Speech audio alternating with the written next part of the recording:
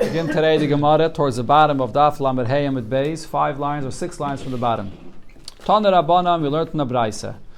Arayis, when there are those women that are forbidden for you. There are arayis. And shniyas la'arayis, or secondary arayis, which the Gemara will explain what it means. Usually, shniyas la'arayis is an expression for those arayis that are only asr midrabanan. Ein lahem knas.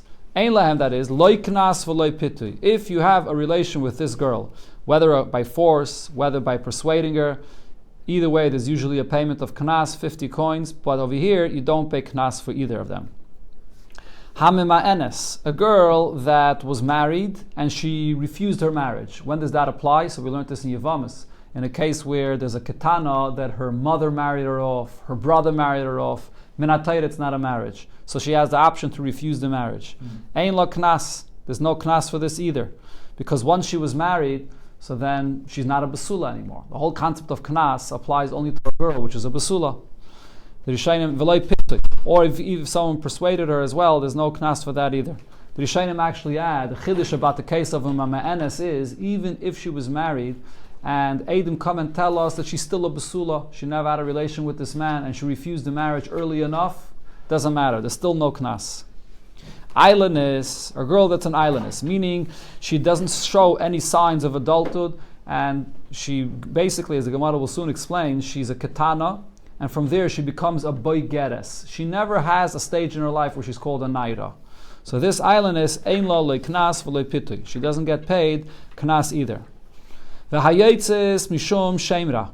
A woman that was married and she left her marriage with a bad name, which means that the husband, this is the Chumash Parshas Kiseitze, where it talks about a woman where the husband said that I married this woman and she's not a basula, she had a relation with someone else, and this was verified, and she had to leave the marriage. In such a case as well, if someone goes and is mizana with her, has a relation with her, ein la le knas v'lo pitui.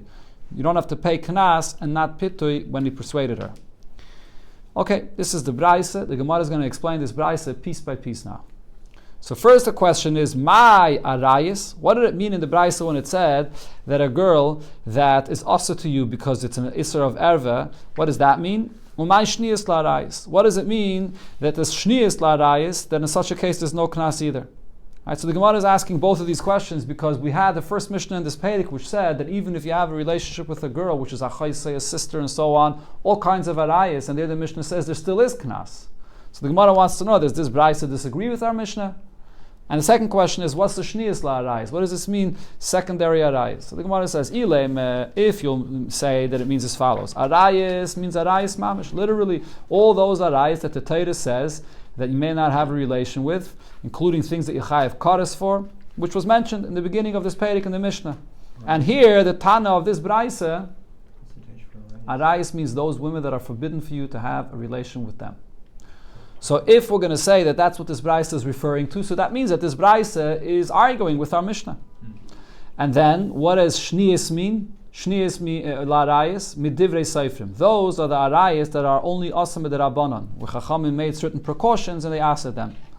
But we can't say this. Why? Kivin d'midayraisa chazilei. If those shniyas la'arayis are only things that are forbidden midrabanan, min atayre, this is a woman that you're allowed to live with and be and marry her. Amay ein lem knas. Why shouldn't there be any knas in such a case? Min atayre, this is a regular girl that's permitted to you. Elo, so therefore we have to teach the words arayis and shniyas la'arayis differently. Arayis is referring to chayave mises bezdin.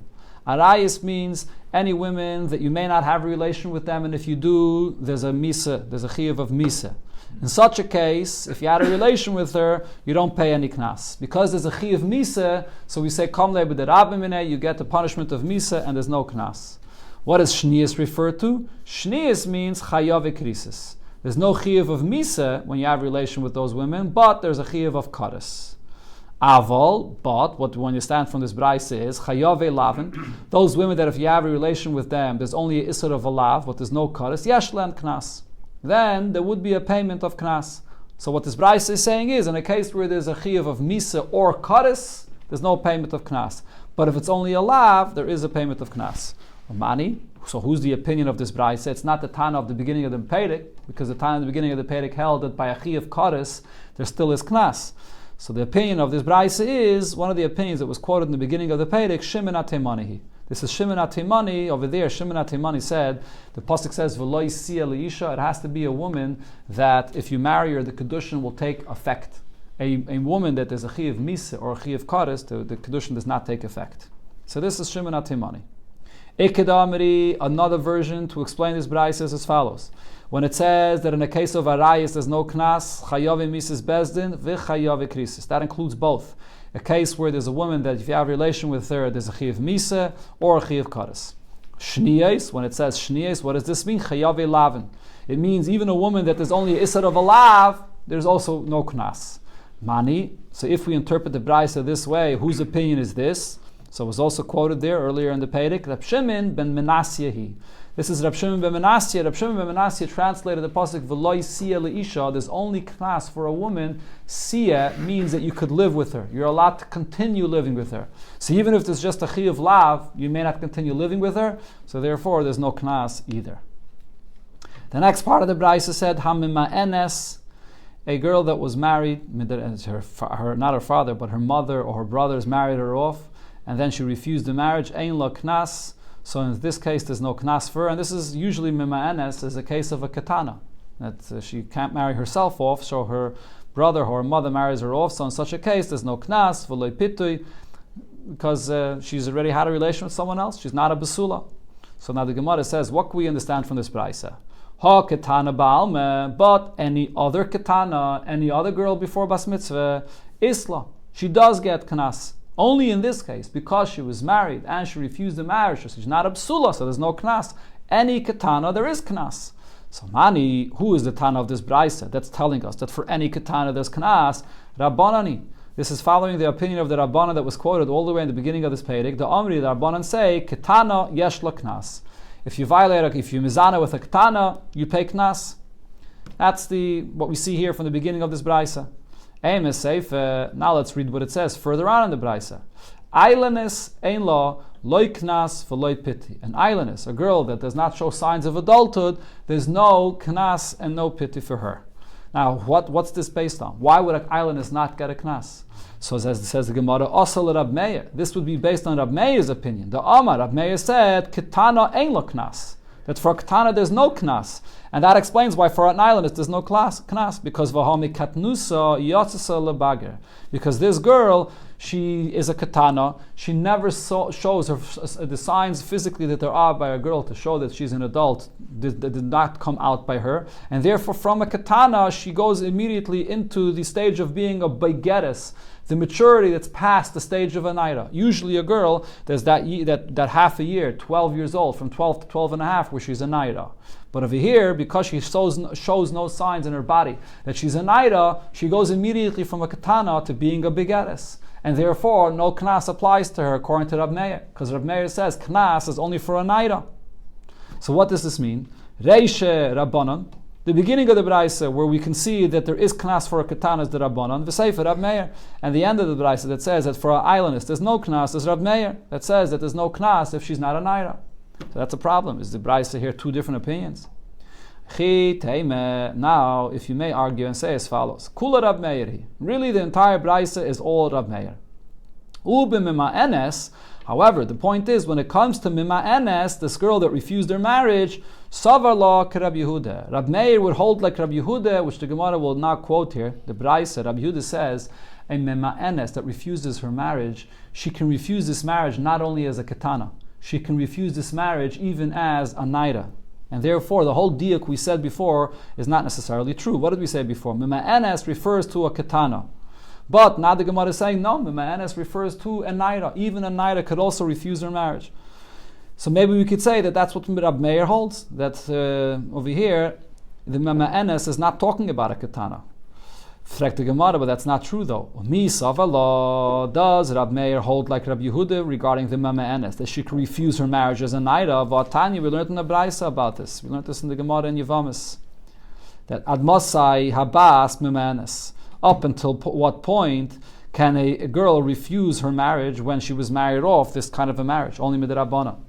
So one opinion is achetavi shtei sidus, that it's at the age when she has two sides. Those are the two hairs that show that she's already a Gedola, she's a Naira. Only until that point could she refuse her marriage. But from there forward, she can't. Divrei Rab Meir. That's Rab Meir's opinion. So Rab Meir is clearly saying Mima'enes is a katana. Rabbi Yehuda says, Achiyar b'shachar ala lavan. It's not enough that there are two hairs, but there has to be many hairs, that it should be further along in the age of a naira. Until that point, that is, she can refuse her marriage. Which means that even a naira could refuse the marriage. So therefore, according to Rabbi Yehuda, what we said before, that a mema'enes has no knas, but we wanted to say, but a katana does, not necessarily is a mema'enes speaking about a katana. But here we clearly see that Rab Meir disagrees with Rab Yehuda. So according to Rab Meir, the contradiction still remains. From the beginning of the Braisa, we see that a katana gets knas, and from the end of the Braisa, we see that an islandess, which is like a katana, does not get knas. Elo, so the Gemara now tries, how about the reverse? Should we say Rabbi Yehudihi, that this Braisa is following Rabbi Yehuda's opinion, ubeketana savalak Rab Meir. And regarding a katana, he holds like Rab Meir that there's no knas for a katana. So therefore, the diuk that there is from the beginning of the Braisa, where it says that a mama'enes does not have a knas, so that, what kind of a mama'enes are we talking about? A mama'enes that's a naira. Because according to Rabbi Yehuda, when could she be memayin? Even as a naira. And therefore Rabbi Yehuda holds, like Rab Meir, that for a katana there is no knas. And maybe Rabbi Yehuda is the Tana of our Braisa. Says the Gemara, but Rabbi Yehuda does not agree to Rab Meir on this point, that there's no knas for a katana. Does Rabbi Yehuda hold like Rab Meir regarding this? But we had right in the beginning of this Perek, Rabbi Yehuda said in the name of Rav, Zu divrei Rab Meir. Rab Meir is the one. He's the only Rab Meir holds that a katana does not get knas. If we have here a Braisa, and this must be Rabbi Yehuda, and Rabbi Yehuda agrees to Rab Meir as well, so what should have Rav said? He should have said, Zu divrei Rab Meir vi Rabbi Yehuda mi bayalei. He should have said that both Rab Meir and Rabbi Yehuda agree that there's no knas for a katana. So that's not a good answer either. So therefore the Gemara concludes, Hai Tana Savala Rab Meir b'choda. The Tana of this Braisa is not Rab Meir and not Rabbi Yehuda. It's a third opinion. We don't know who this Tana is, but it's a third opinion. And what his opinion is, he holds like Rab Meir regarding one detail, which is that he holds like Rab Meir that a katana does not get knas, like you see from the Seifa of the Braisa. That's the same reason why an islandess gets no knas, because a katana gets no knas. Upalagale b'chada. But then he argues on the opinion of Rabbi Yehuda regarding another detail, and he says that again, he argues on Rab Meir, that is, regarding another detail, and he says that regarding a mima'enes, you could be mimayin in the marriage not only at the age of a katana, but also at the age of a naira. And therefore, from the beginning of the Braisa, you don't see that a katana gets knas. So this is a third Tana. He agrees to Rab Meir in one opinion, in one detail, and in another detail he disagrees with him.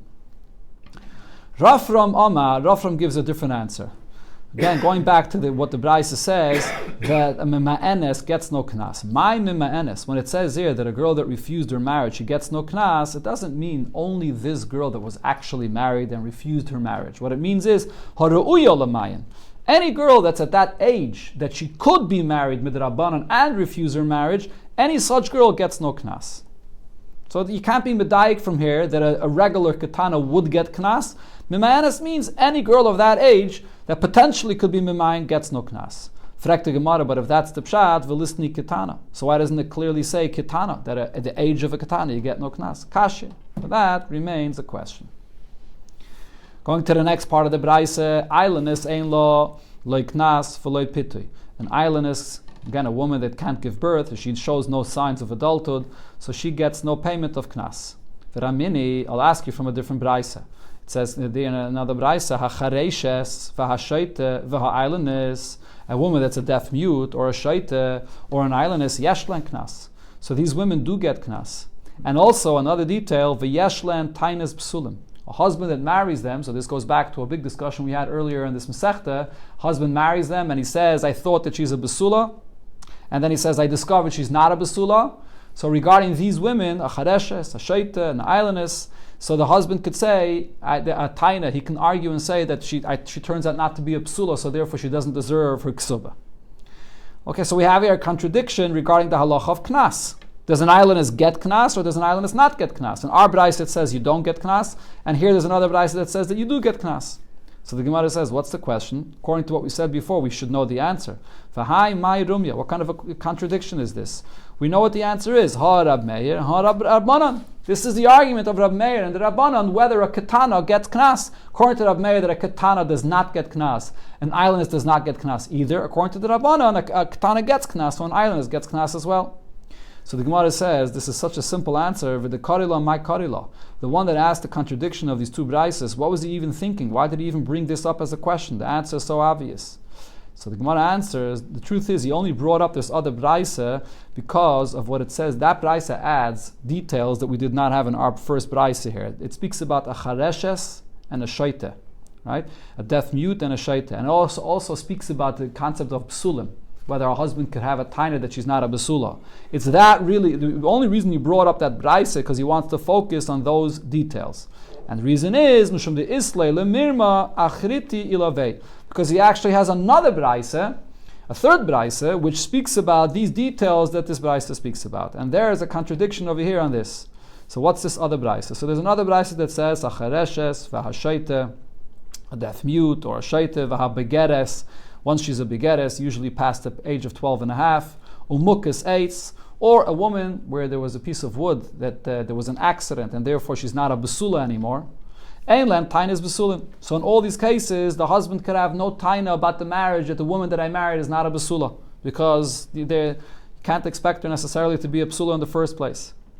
So right here we have the contradiction, right? The Braisa here says regarding a chareshes and a shaita, that the husband could have no arguments about, no claim about the fact that she's not a psula. In the previous Braisa it said that a chareshes and a shaita, there is tainis psulim. So that's the stira that the Gemara will focus on. The Braisa continues and says, Hasuma va'ailanis, a woman that's blind or an ailanis, yeshlen tainis psulim. The husband could have a taina about the fact that she's not a basula.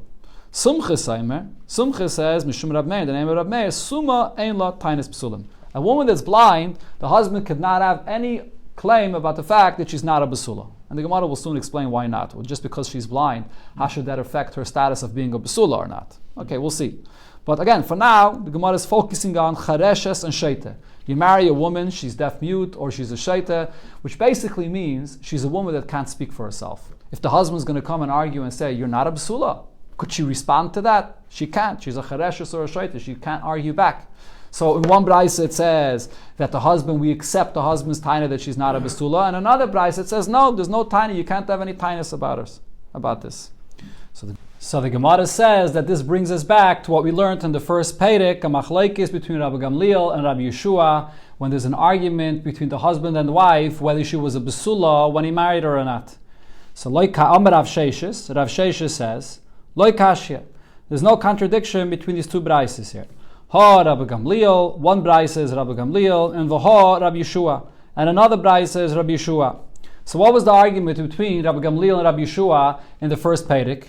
According to Rabbi Gamliel, anytime there's an argument between husband and wife whether she was a basula at the time of marriage, we trust her. She says, I got married as a basula, then later something happened, we trust her, whether because she has a cheskes agof or because she has a migu, whatever the reason is, he says we trust her. Rabbi Yeshua says, no, loy mipia on chayin, we don't trust her. If the husband claims that there was no basulim here, she cannot collect the full ksuba as a basula. So now, over here, as Rashi explains, we apply the same machlekes here. This chareshes or a shaita cannot speak. So according to Rabbi Gamliel that says that we accept her taina that says that she was a basula, in a case where she can't speak, we're going to argue this for her. We're not going to accept the husband's taina. We're going to argue for her that she was a psula when she got married. And that's the braisa that says that a chareshes and a ketana don't have any tainis psulim. The husband can't taina that she's a psula. She can't speak for herself, but we're going to speak for her.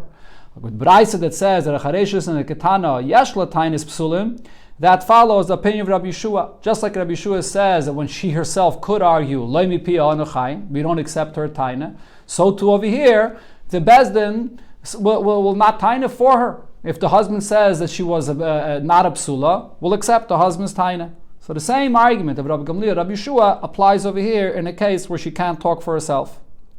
But the Gemara asks, how do you know you compare this? When did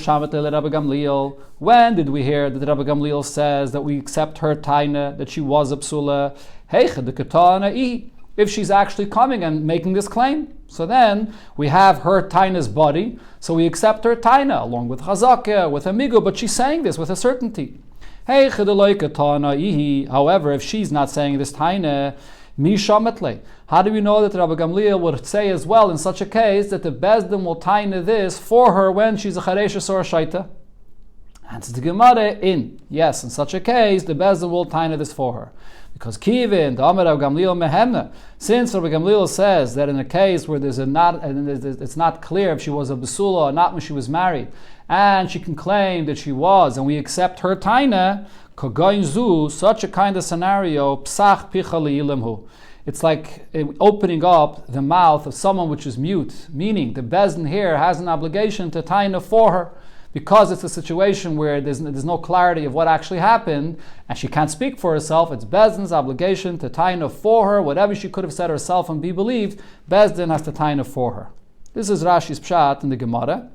As Taisus points out here, there's a big chiddush in Rashi's pshat in the Gemara, because according to Rashi, it comes out that we allow her to not only when she has herself a taina's body, to be believed that she was a psula when she got married, and therefore to be maitzi mamain from their husband, the 200 zuz for a ksuba, but even when she's not speaking at all. And the Bezdin is taining this in her place, psach picha li'ilim, or this is what's known in some other places as taninon. Bezdin tain is for her. And Bezdin is saying this without knowing anything. Bezdin is just saying what she could have said. Nevertheless, the taina of Bezdin is strong enough to be maitzi mamain, this ksuba. How does Bezdin have such a koyach to do such a thing? This is a very, very powerful thing. So Taisus over here says that the reason we accept such a kind of taina of Bezdin to be maitzi mamain is because the suffix here happened when she was already married, in the reshus of the husband. Well, if the suffix began after she was already married, in the reshus of the husband, over here in such a case, it's going to be the husband, and it comes and says, I know for sure that she was not a psula, will not be accepted. Adarabe. Just the Bezdin coming and saying taninon, even if it's not a tainus body, even if taninon is just a tainus shem of the Bezdin, nevertheless, because it's a situation where there is a doubt in the status over here of this woman, the Bezdin will be believed to taina this and be maitzi mamin. That's the pshat that Tosfos says according to Rashi. There's another pshat here Tosfos has in the Gemara, completely different pshat, but this is Rashi's pshat. Going to the next part of the Braise, Begeres. Now this is this Braise that we just had right over here. Begeres ein lo tainis psulim. A woman that's a Begeres, she got married after the age of 12 and a half, so there is no taina about the fact that she wasn't a besula. Because at that age, so the besulim is not as strong anymore, and it's possible that even without her having a relation with anyone else, she's not a besula anymore. So there's no tainis about this. Fragt the Gemara, but Rav said, Begeres, Neisnun lo Laila Harishain. When it comes to a Begeres, and what happens is, the first time the husband has a relation with her, there's blood, and therefore Rav says, the first night when there's blood, it doesn't matter. He can continue having a relation with her, even though usually the blood makes the woman tameh, and he can't have a relation with her because it's blood of dam nida. That's only true by a nida. But dam besulim, which is the first night, that blood, he can continue having a relation with her. So what do we see over here? Even by a begeres, there's blood, and therefore, why can't the husband have a claim regarding her status and say that I had a relation with her and there was no blood, and therefore she's not a besula? So the Gemara answers, it depends, you're right. Either katan tainas damim. If we're speaking about a husband that comes along and says, the woman I married, I thought she's a besula, and it turns out that there's no blood, hachanami. So then you're right, even regarding a begeres, he can argue this. But over here, what are we speaking about? The katan tainas pesach pasuach. If you remember, we learned before, a husband could say something else. He can say that I married this woman, and it turns out that it's open, and I was able to go in without any problem. So in that case, we say that there's a difference between a basula and a begeres. Again, difference between a naira and a begeres. By a naira, if he says that there was a Pesach Pesuach, that's a sign that she's not a Basula. But by a Begeres, which is older, and therefore the fact that he can easily enter is not a sign that she's not a Basula. Okay, now going back to another detail that this Braise here said, Sumches Eime Mishum Rab Meir, Suma Ein Latainis Basulim. A woman that's blind, the husband will not be able to claim that she's not a Basula. Why not? Says the Gemara. In other words, that someone else had a relation with her. My time it is sumchis. What's the reason? Just because she's blind, how does that affect her status as a basula? Rab Zera explains, because if she's blind and she's walking and she bangs herself and she falls, and therefore it's possible that an accident happened and she loses her basulim without having a relation with anyone else. So the fact that you found no basulim doesn't mean that she had a relation with anyone else. Fragt the Gemara, if you're saying this regarding a suma, regarding a woman that's blind, so kulanami, you could say the same regarding any young girls. They walk around, they run around. They also could bang themselves, and therefore it's possible they lost their basulim with an accident, and the fact that she's not a basula doesn't mean anything. Says the Gemara, there's a difference. Kulu royais umarais li'iman. Any regular girl, if she actually had an accident and it turns out that she lost her basulim, so she'll bleed and she'll come and show her mother this. And once she'll show her mother, so then it'll be known. And her mother will make it clear before the marriage that she's not a basula. But zu eina roye ve'eina mara li'ima. However, this girl, even if she loses her basulim, she can't see what happened, and therefore she doesn't show it to her mother. So it's possible that she's not a basula anymore because of an accident, and it's not known to her, and therefore it wasn't told to the husband before he got married to her.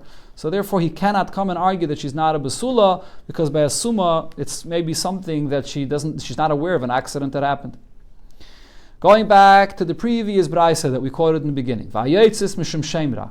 A woman that leaves her marriage because of a shemra, which usually means that after the edis, after the first stage of marriage, she was mizana with someone else, so now, ein lo knas v'lo pitui. She doesn't get paid any knas.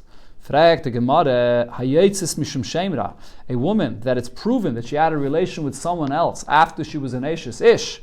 Baskilahi. What's the halacha with such a woman? She has to be stoned to death. She's chayiv misa. She's chayiv skila. If so, the question of the Gemara, there's two pshat in what the Gemara is asking here. Either the Gemara's question is, if she's chayiv skila, obviously she doesn't have to get any knas over here. She's chayiv skila. That's one pshat in the Gemara. Another pshat in the Gemara Text says is that if she's a baskila, that means that we verify that she already had a relation with someone else. So she's not a basula. If she's not a basula, there's no knas here. So this is obvious. Why does the Braisa have to say this? Amar Rav Sheishes, so Rav Sheishes explains, Amar, this is what the Braisa meant to say. Mi sheyotza leo shem rabbi aldusa. This doesn't refer to a woman where we verified that she had a relation with someone else after she got married. Rather, what this means is, when she was a young girl, there was a bad rumor about her. There was a rumor that she had a relation with someone else. Ein lo knas, v'lo knas v'lo pitui. Just because of this rumor, so now, if someone else had a relation with her, she doesn't get paid no knas. That's what it meant to say. So the Gemara now says, Amar Rav Papa, Rav Papa says, I can prove from what this Braisa is saying regarding this payment of knas, another halacha, sort of unrelated.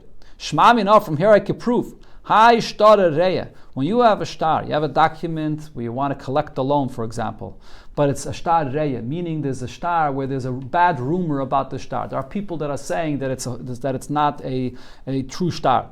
Lo magbinen be. You can't collect with it. Just like we're saying here regarding this girl, just because there was a bad rumor about her in her youth, so therefore later if someone has a relation with her, she can't collect knas. So too, a bad shtar, where there's a bad rumor about it, you can't collect with it. So the Gemara now is going to question this whole thing. Hey chidami, what are we speaking about over here? If we're speaking about a case that there's a rumor about the shtar, the zayfuhu, that the shtar was forged, and the chvasa, you're going to say over here as well regarding this girl. Hacha, in our case, the nafak kala, the zanoi, that there was a rumor about this girl when she was younger, that she was mizana with someone, and therefore now she gets no knas. How could you say that just because of this rumor, we don't collect with a shtar, or she gets no knas? Rava said as follows, Yatzala shem mizana be'ir. If there's a rumor in the city that this girl was mizana with somebody, ein chayshin la. We don't pay attention to such a kind of a rumor. If you're going to start paying attention to rumors, so then there's never an end. So Ella, what are we speaking about? So we have to change the pshat that we said before. Rather, the case over here is the asu beitrei. Two Edom come and say, v'amri lididhu tavasinhi be'isuda. That she came, this woman came to us, approached us, and proposed herself for znus, to have a relation with us. And therefore, once we see that this woman doesn't care who she has a relation with, so now if someone else comes has a relation with her, so, so this is not just simply a rumor. These are two Eidim that are coming and telling us that she proposed herself as Nus, and therefore, in such a case, she can't collect Knas. So the Chvasa Hacha, similar over here, we're learning from this, the same is true regarding a shtar, that if a man comes and presents a shtar, he wants to collect the loan. Now, now two Eidim are going to come and say, Lididhu Amri Lahu, Amalahu, this person approached one of us and said, Zaifuli, forge this document for me, sign this document and forge this document for me. So the very fact that we see that this person was trying to forge a document, even though we have no proof that this document is forged, you can't collect with it anymore. Similar to the story with this girl, once we see she wanted to be Mizana. But the Gemara asks, it's not exactly the same thing. We could understand by the case of this girl, Shchichi Prutzen. So it's common that you have people that are paruts, and therefore the fact that she tried to be mizana with these Eidim here that tell us about the story, so it's very possible that she was actually mizana with someone else, even though they rejected her, but it's very possible she was mizana with someone else, and therefore now if anyone has a relation with her, she gets no knas. Elohacha, but over here with the case of the shtar, and he tried to forge this document, imhu huchzak. If we see that this person was trying to forge a document, Kol Yisrael mi hochsaku, are we now going to say that the document that this person has over here with two signatures on it, he has two proper signatures on this document, are we going to say that for sure these two signatures are falsified? Are we going to say that the entire Klal Yisrael is now going to be in a status that we are concerned that this is a false signature? Just because he tried to have a false star with other two Eidim that will sign it for him. Now that we see that another two Eidim signed it, it doesn't prove anything that these two Eidim that are actually signed are false. And says the Gemara, what we're concerned about is something else. Because we see that this person was trying to forge this document, it's possible that he himself forged it. Not that he found other two Eidim to forge it for him. Other two Eidim are kosher, but he himself signed and forged the signatures on this star. So therefore we can't accept it anymore. Again? Isn't the fact that he went to outsource Eidim to sign for him show that he actually is trying to get people to sign? Correct. Yeah, he's trying to get people to sign. But when we see signatures in the star, we're never going to be chayshish that another two Yidden forged this signature. When we see signatures on a star, we always have to accept that the signatures are good. But if the person himself may have forged it, that's what we're concerned about. Because he tried to get another two Eidim to forge it, so we're concerned that he himself forged it. The following are the list of women that if someone had a relation with them, there is no knas. If you had a relation with a giyaris, or a woman that was captured, or a woman that was a shivcha, were released, or became a ger, or became freed, above the age of 3 years old. If it's above the age of 3, so then we assume someone had a relation with these women in that situation, whether she was a guy, or she was captured, or she was a shivcha, and therefore she's not a basula anymore. Higher than the age of 3 years old, the basulim does not return. Rabbi Yehuda disagrees regarding the shvuya. Shvuya sheniftes, a woman that was captured and she was released, harehi b'ktushasa. She still retains her kedusha, which means that we do not have any concern that someone had a relation with her, and therefore she would still get knas, and she can still marry a kayin, and so on. Afal pisha gedayla, even if she was captured as a gedayla.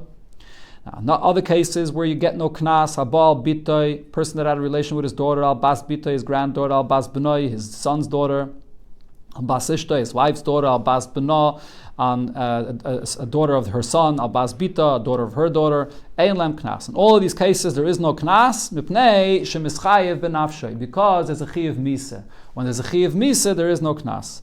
Shemisasam bidei bezdin, there's a chiyav misa in the bezdin. Now here's the source of the concept of Kamle with the Rabmine and the source of the pasuk. Anytime there's a chiyav misa, ein mishalem mamin. There is no payment at the same time. Shanema, as the pasuk says, v'im lo asayin. If there's no tragedy and you're not chayiv misa, then onish yonish. Then you have to pay. But if there is a chiyav misa, then you don't have to pay. Amar Rabbi Yechanan. So Rabbi Yechanan here explains what Rabbi Yehuda said in the Mishnah. Rabbi Yehuda v'Rab Doisa. So he says both Rabbi Yehuda and Rab Doisa amru davar echad. They both say the same point. And what is that? Rabbi Yehuda hada amara. Rabbi Yehuda, like we just said in the Mishnah, that even a woman that's captured, we're not concerned that anyone had a relation with her, and therefore she still has her status of kedusha. And Rab Doisa is the Tanya we learned in the Braisa. Shvuya eicheles betrume divrei Rab Doisa. Rab Doisa says a woman that was captured, she can still go ahead and eat truma. We're not concerned that someone was boiler and therefore she becomes possible to marry a kayin. She becomes possible to eat truma. Rab Doisa says even after she was captured, she could still eat truma. Rab Doisa explains, what did this Arab do to her? In other words, we're assuming that an Arab is the one that captured her. What did he do to her? We're not concerned that he was boiler. Just because he played around with her, does that mean that he was boiler and she should become pasul from kahuna? So therefore, we're not concerned about this. So therefore, Rabbi Yechanan is saying that Rabbi Yehuda and Rabbi Doisa have the same opinion, that we're not concerned about a shvuya at all. But Rabbi says, how do you know that they're both the same opinion? Dil meloi, maybe it's not the same. And he explains the distinction between what they're saying in two different ways. Either I could tell you, the reason why Rabbi Yehuda over here says that this shvuya still gets knas, ella, the reason is, it's because we don't want this sinner that had a relation with her to gain, that he doesn't have to pay knas, which means maybe Rabbi Yehuda is having a suffix about this, so that when she was a shvuya, it's not clear whether someone already had a relation with her or not. Is she still a psula? Is she not? But because it's a suffix, we don't want to pater this person of knas that had a relation with her. Why should he gain in the case of a suffix? Aval hasam. But when it comes to a question of whether this woman that was captured could eat truma or not, maybe there he would agree to the Rabbanon that argue on Rab Doisa and say that we have to be stringent and we can't allow her to eat truma. Hinami, or if you want, I could explain the difference between what Rabbi Yehuda said regarding knas and what Rab Doisa said regarding truma in the reverse. At kan like Rab Doisa hasam, when Rab Doisa said that this woman could still eat truma, ela but truma de Rabbanon. He only meant truma mid Rabbanon. Again, because it's what Rab Doisa was saying is because it's only a suffix whether someone had a relation with her when she was captured or not. So for truma de Rabbanon, we're going to be lenient. Aval knas da'iraisa, but knas, which is a payment minatayre, karabanan svirele. Maybe here he agrees to the Rabbanon that because it's a suffix, so therefore we can't obligate this man to pay the knas. So therefore you can't compare these two cases. So Rabbi is basically saying that according to Rabbi Yehuda, this whole thing is still a suffix. And therefore the only reason why you still have to pay the knas is because shelo yehei chayte niska. We don't want the sinner to gain. Whereas Rabbi Yechanan held no. Rabbi Yehuda is saying that even a woman that's captured, we assume that no one had a relation with her and therefore she's still in her kedusha. Amalei Abaye, so Abaye asks Rabbi, the time with Rabbi Yehuda hacha shelo yehei chayte niskaru, is the reason of Rabbi Yehuda only because we don't want the sinner, the one that had a relation with her, to gain. But for Tanya, we learned in the Braisa clearly that Rabbi Yehuda said as follows: Rabbi Yehuda aime shvuya shenishbis, a woman that was captured, arehi b'ktushasa, she retains her kedusha, and afilu bas es shanim, and even if she's 10 years old at this time, meaning that her besulim does not come back, Kesubos Masai, when she gets married, she still gets a regular ksuba of 200 zuz like a besula. And so here he's telling you clearly that this halacha that she's still a besula applies to a ksuba. Now v'hasam, regarding this halacha of a ksuba, ma'ay shelo yehei chayte niskar, you can't apply this svara that a sinner shouldn't gain. He's saying this not only regarding a knas, but he's saying this regarding a ksuba as well. So if Rabbi Yehuda was not sure that she's still a besula, why would he say that she gets the ksuba of 200 zuz? Says the Gemara, there's a different svara. Even if Rabbi Yehuda has a doubt about this, but there's a different svara why we want her to get her ksuba, a full ksuba. Hasam nami, the reason there is dilma mimni v'loy nasfila. Rabbana wa masakin, that she can get a full ksuba, even though we're not sure if she's a besula or not, because if we're going to take away her full ksuba, people are going to hold themselves back from getting married to her. They'll say, look, she doesn't get her full ksuba, that's a sign that she's a beula.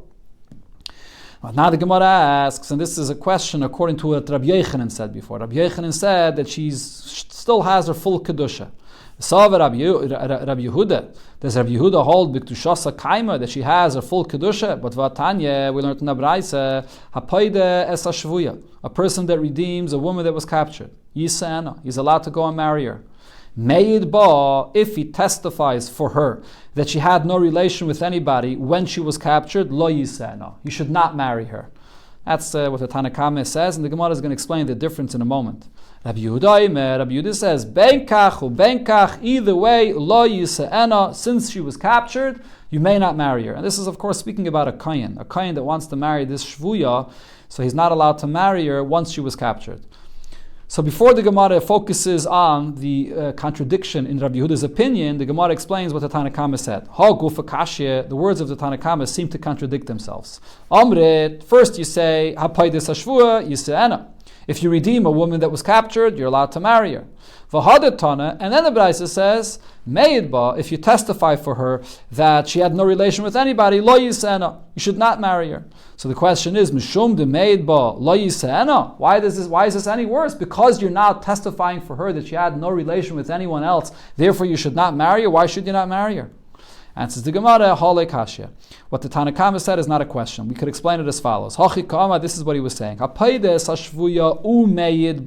If you redeem this woman that was captured and you're testifying for her that she's clean, no one had a relation with her, then you can go ahead and marry her. The Gemara will soon explain. The reason is, you're not just testifying for her, you're spending money.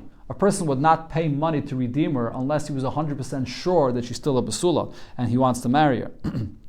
But Meidba, if you're just testifying for her that she's clean, but you did not spend any money for this, so Kedi, that alone, lo yisena. Now you can't marry her because here we're afraid you're lying because you're not ready to spend any money for this. If you're not ready to lose any money for this, so maybe you just want to marry her, so therefore you're testifying so for her.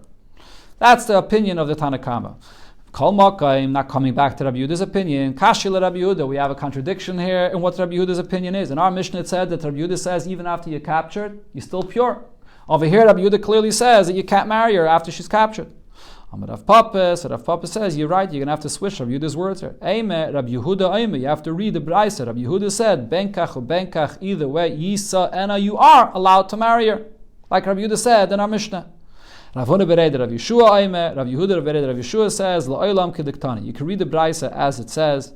But the reason why Rabbi Yehuda says don't marry her is because Rabbi Yehuda l'divreyem de Rabbanan ka'ama lahu. Rabbi Yehuda is saying, he's answering Rabbanan in their opinion. And he's saying as follows, Lididi, my opinion is benkach or benkach yisena. A woman that was captured, either way, you can go and marry her after she's released. Because Rabbi Yehuda says that she still has her kedusha. What I'm saying is according to your opinion. What difference does it make if he's testifying for her or he also redeemed her, he paid for her? What difference does it make? Either way, if you're concerned that she had a relation with somebody, you should not be allowed to marry her. Rabbanan, how did the Rabbanan respond to this? And here the Gemara explains the svara that I said before. If you redeemed her, you paid, and you're testifying for her, yisena, then you could marry her. Because person does not throw out money for anything. If he's paying for her release, that means that he's sure that she's still a basula. But if you're just testifying for her and you're not paying for this, then we don't trust your testimony. You can't marry her. Shema einov nasamba, because we're concerned that maybe you placed your eyes on her, you're interested in marrying her, so therefore you're testifying that she's pure, but really you have no idea about this. That's the pshat in the opinion of the Tanakama.